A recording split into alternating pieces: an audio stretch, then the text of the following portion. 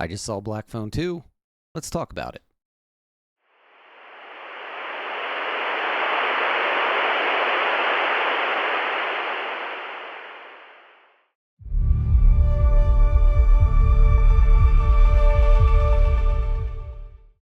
Black Phone 2, as I'm sure you're all aware, is a sequel to the 2021 horror movie Black Phone, where Ethan Hawke plays a kidnapper slash serial killer known as the Grabber. Black Phone 2 picks up 4 years after the events of the first film. Mason Thames and Madeline McGraw reprise their roles as siblings Finney and Gwen. Finney is now a troubled young man haunted by the trauma he endured by the Grabber 4 years earlier. His sister Gwen seems to have embraced her dream visions, and those dreams really are the driving force in this movie.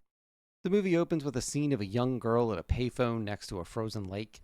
This scene really sets the tone for the movie. At the time, you don't know who this girl is, where she is, or who she's talking to. But you soon learn that this girl is Finney and Gwen's mom, and she's calling Gwen from the past from a winter youth camp called Alpine Lake. Gwen convinces Finney that they need to go to this camp to uncover the mysteries of Gwen's dreams. Soon after they arrive at camp, Gwen starts having these intense dreams involving 3 dead boys. They meet the owner of the camp, Armando, just called Mondo for most of the film.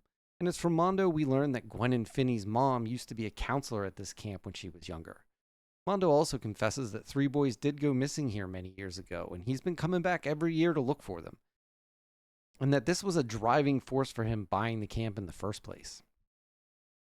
Mondo pulls out an old photo and points out himself when he was just a cook, their mom when she was a counselor, and then points out another worker they used to call Wild Bill Hickok, which was the nickname they used for the Grabber back when he himself used to work at this camp.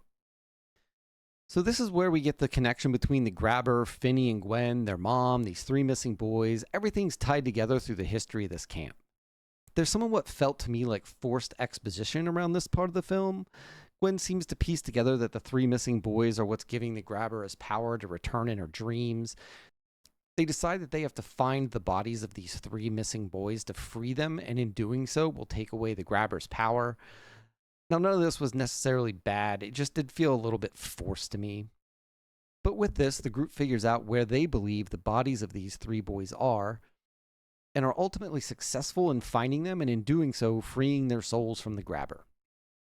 This isn't specifically addressed in the movie, but there's a scene close to the end where they had ripped off the Grabber's mask, and he grabs for it before ultimately being dispatched, making me think the mask itself also holds some importance beyond what's been explained so far.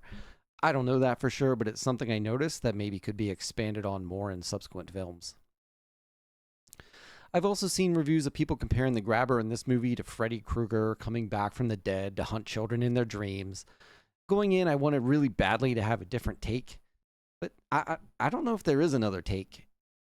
The Grabber has exposition about what hell is like, and that speech is really dark. Like, the whole movie, for the most part, is it's very dark. Where Freddy used to use a lot of one-liners to cut the tension during his kills, the Grabber's just very sinister the whole time he's on screen, and that dark tone for me is exactly what I wanted from this kind of film.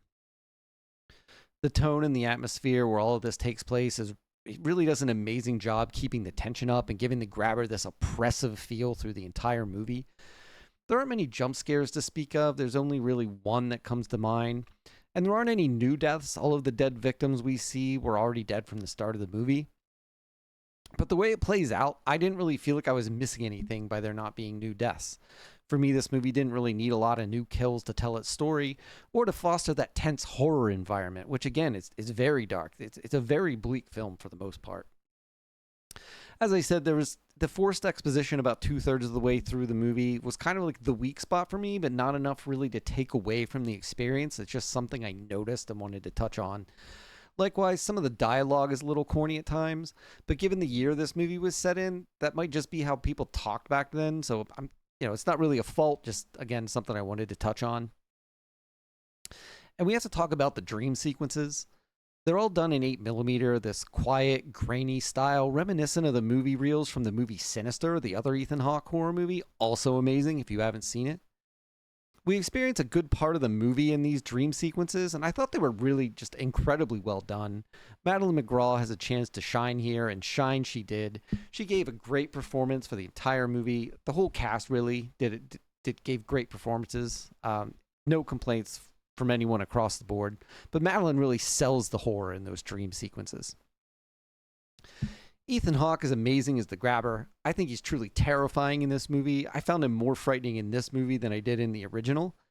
There's a scene where he's only wearing the bottom half of his mask, and you can see the top of his head, and it's all messed up and just really kind of disgusting looking. But then later in the movie, he takes off just the lower half of his mask, so he's only wearing the top, and his mouth, he looks like a demon. It's just so well done, in my opinion. It's A+.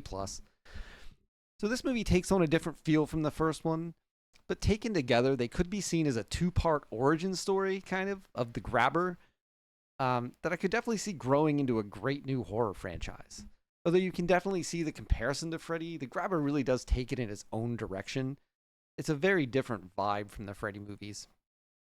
And seeing how we won't be getting any new Freddy movies anytime soon, I'm here for the grabber all day. I do want to touch on how the Black Phone 2 addresses how we sometimes use substances to deal with trauma in our lives or to hide from that trauma. It's only a small part of the dialogue, really, but once you hear it, you realize you've been seeing it in Finney all movie, and it's the same behavior we saw in their dad in the first movie, so it's kind of a like father, like son situation. And I thought that was just a nice little touch. So I really enjoyed the Black Phone 2. I think I liked it more than the original, but I also think it's a really good continuation of that story and really expands on the lore of this world. To get the best experience with Black Phone 2, I definitely suggest seeing the first film or rewatching it if it's been a while. Where some movie sequels seem to be largely standalone in the stories they tell, I don't see that here.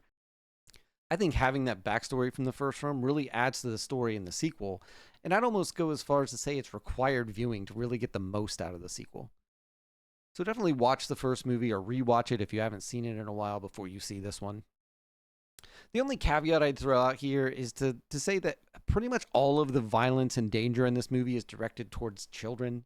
So if that's something you're sensitive to, this movie might not be the best for you. Otherwise, I highly recommend Black Phone 2. Go check it out. If you did see it, leave your thoughts in the comments. That's my review for Black Phone 2. So remember to hit the subscribe button to catch my upcoming reviews, and I will see you next time.